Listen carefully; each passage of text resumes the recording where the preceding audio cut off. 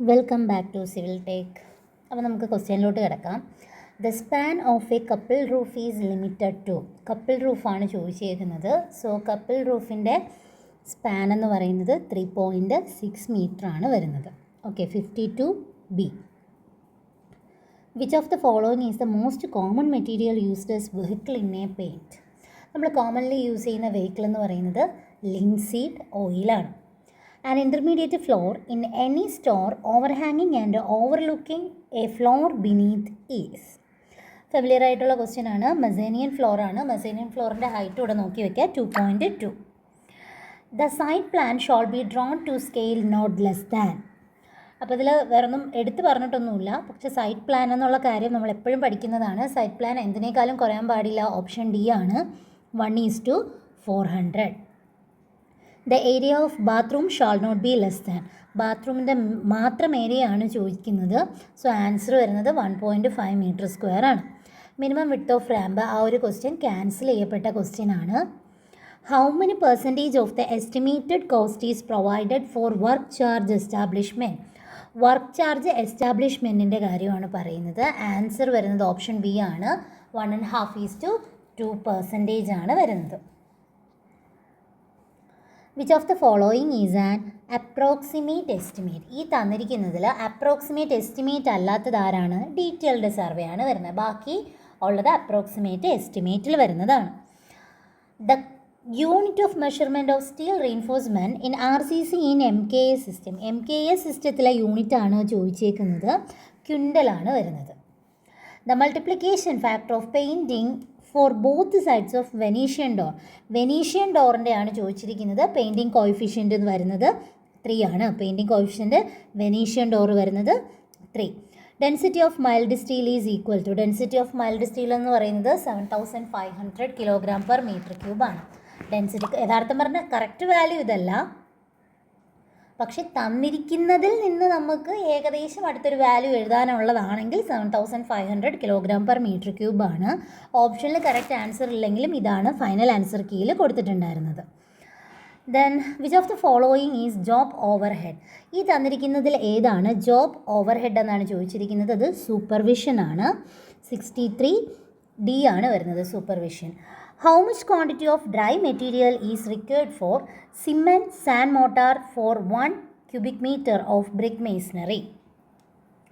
ഇതിൽ നമ്മൾ അറിഞ്ഞിരിക്കേണ്ട ഒരു കാര്യമെന്ന് പറയുന്നത് ബ്രിക്ക് വർക്കിൽ ബ്രിക്ക് മേസണറി ചെയ്യുമ്പോൾ അതിൻ്റെ ബ്രിക്കിൻ്റെ വോളിയം 1 m³ എത്രയാണെന്ന് അറിയണം.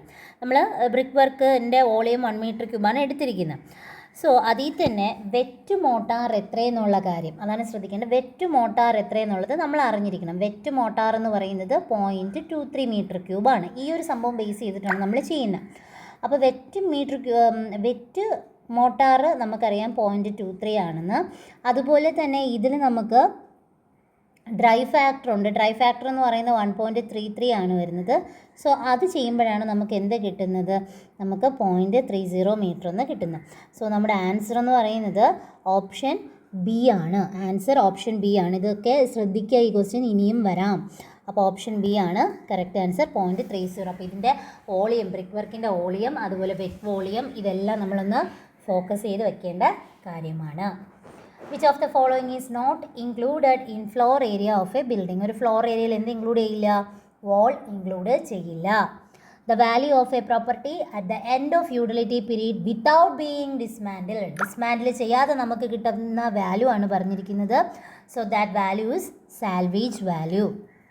ആ വാല്യൂവിനെ പറയുന്നത് സാൽവേജ് വാല്യൂ എന്നാണ്. ഡിസ്മാൻഡിൽ ആയിരുന്നെങ്കിൽ സ്ക്രാപ്പ് വാല്യൂ ആണ് വരുന്നത്. Which term is used to indicate the decrease or loss in the value of property due to use, life, etc. So answer വരുന്നത് depreciation ആണ്.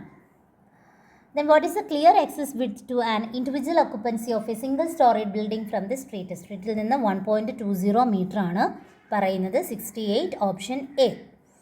Which of the following terms means side or part of the side of a plot which abuts on a street? ശ്രദ്ധിക്കുക, അതാണ് നമ്മുടെ keyword. abuts on a street ആണ്. നമ്മുടെ answer വരുന്നത് option D ആണ്, frontage. 69D. How much percentage of plinth area is taken for calculating carpet area of an office building. ശ്രദ്ധിക്കുക, പെട്ടെന്ന് കയറി ആൻസർ എഴുതി കളയരുത്. റെസിഡൻഷ്യൽ അല്ല ചോദിച്ചിരിക്കുന്നത്, ഓഫീസ് ബിൽഡിംഗ് ആണ്. സോ ഓപ്ഷൻ സി ആണ്.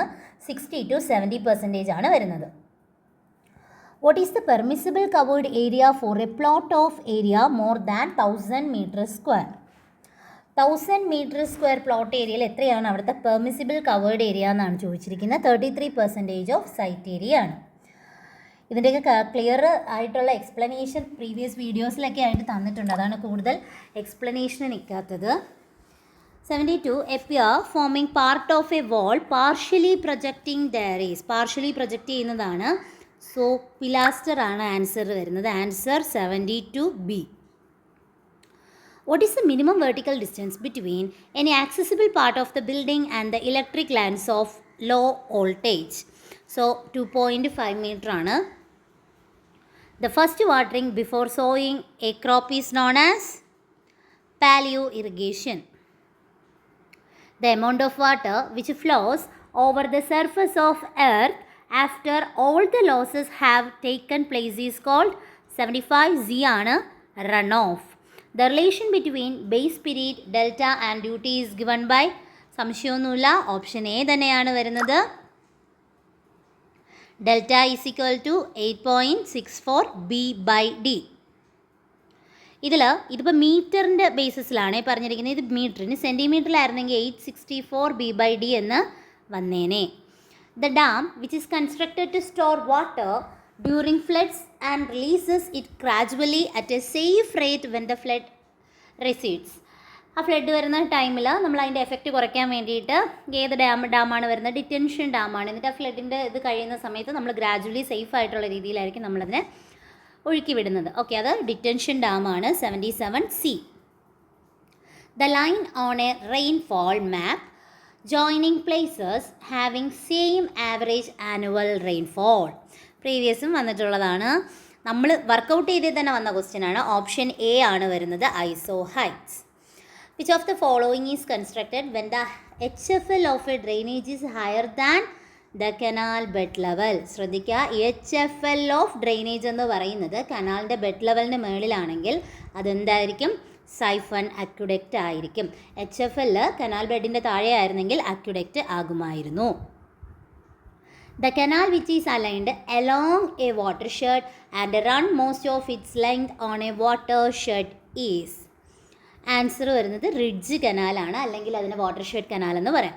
The river training work constructed on a either bank or river upstream. എന്തിനു വേണ്ടി? To protect the land and property during floods. അത് ഏതെന്നാണ് ചോദിച്ചിരിക്കുന്നത്? ആൻസർ മാർജിനൽ ബാങ്ക് ആണ്. Marginal bank.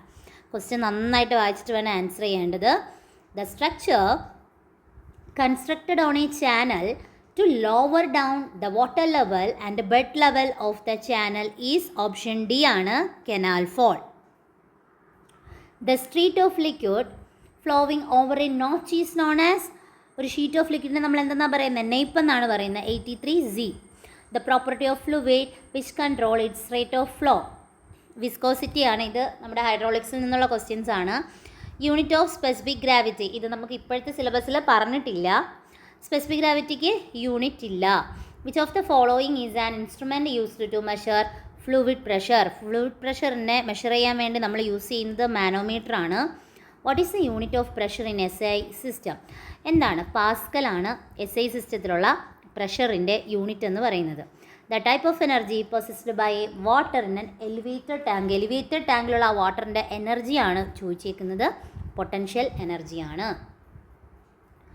SI unit of force. ശ്രദ്ധിക്കുക, SI unit ആണ് ചോദിച്ചിരിക്കുന്നത്. Option A ആണ്, ന്യൂട്ടൺ ആണ് വരുന്നത്. CGS യൂണിറ്റ് ആയിരുന്നു എങ്കിൽ ഡൈൻ വന്നേനെ. അടുത്ത ക്വസ്റ്റ്യൻ നമുക്കൊന്ന് നോക്കാം. A body of mass 10 kg is moving with a velocity 2 meter/second. The kinetic energy. ശ്രദ്ധിക്കുക, ക്വസ്റ്റ്യൻ കണ്ടുപിടിക്കാൻ പറഞ്ഞിരിക്കുന്നത് കൈനറ്റിക് എനർജിയാണ്. അപ്പോൾ നമ്മൾ പണ്ടെന്ന് ഉദ്ദേശിക്കുന്ന എഞ്ചിനീയറിങ്ങിന് കയറുന്നതിന് മുന്നേ തന്നെ പഠിക്കുന്ന ഒരു ഇക്വേഷനാണ് കൈനറ്റിക് എനർജിയുടെ. എന്താണത്? കൈനറ്റിക് എനർജി എന്ന് പറയുന്നത് 12 × mv². m തന്നിട്ടില്ലേ? എത്രയാണ്? 10. അപ്പോൾ 12 × 10 × v എത്രയാണ്? 2. 2ൻ്റെ സ്ക്വയർ. ഒരു 2 വെട്ടിപ്പോവും. നമുക്ക് എത്ര കിട്ടും? നമ്മുടെ ആൻസർ വരുന്നത് 20 എന്നാണ് വരുന്നത്. ആൻസർ 20 ആണ് വരുന്നത്. അപ്പോൾ 90 ഡി ആണ് ആൻസർ. അടുത്ത ക്വസ്റ്റ്യൻ നോക്കാം. If a car travels a distance of 30 metre in 10 seconds the speed of the car is. Normally ഉള്ള ഇക്വേഷൻസ് അറിയാമായിരിക്കുമല്ലോ. സ്പീഡ് കണ്ടുപിടിക്കേണ്ട ഇക്വേഷൻ ഡിസ്റ്റൻസ് ബൈ ടൈം. എത്രയാണ് ഡിസ്റ്റൻസ്? 30 ബൈ 10. എത്ര കിട്ടും നമുക്ക് ആൻസർ? 3 ആണ് വരുന്നത്. ഇനി ഇതിൻ്റെ യൂണിറ്റിലാണ് ഡൗട്ട് തോന്നാൻ പാടില്ലാത്ത. മീറ്റർ പെർ സെക്കൻഡ് സ്ക്വയറും ഉണ്ട്, മീറ്റർ പെർ സെക്കൻഡും ഉണ്ട്. സോ സ്പീഡ് നമ്മുടെ ആൻസർ വരുന്നത് 91.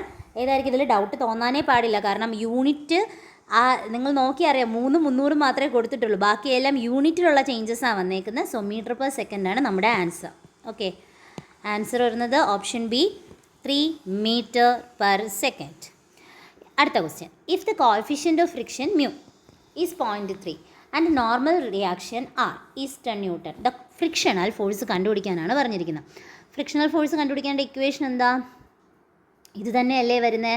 നോർമൽ റിയാക്ഷൻ്റെ coefficient of friction, coefficient of friction 0.3, അതുപോലെ നോർമൽ റിയാക്ഷൻ 10. നമുക്ക് എങ്ങനെ കിട്ടും? 3 എന്ന് കിട്ടും. അപ്പോൾ 3 ന്യൂട്ടൺ ആണ് ആൻസർ വരുന്നത്. 92A ആണ്. The stress developed if a force 250 newton. അപ്പോൾ എഫ് എത്ര കിട്ടി? 250 newton. Applied on a rod of area 50 metre square. കണ്ടുപിടിക്കാൻ പറഞ്ഞിരിക്കുന്ന സിഗ്മ. എന്ത് ചെയ്താൽ മതി? Sigma is equal to P/A. 250/50 ആണ് വരുന്നത്. ഈസി ആയിട്ട് നമുക്ക് കിട്ടും. നമ്മുടെ ആൻസർ എന്ന് പറയുന്നത് ഓപ്ഷൻ ഡി 5 ആണ് വരുന്നത്. അടുത്ത ക്വസ്റ്റ്യൻ നോക്കിക്കേ. Mechanical advantage of simple machine is 3 and the load W is 9 kg.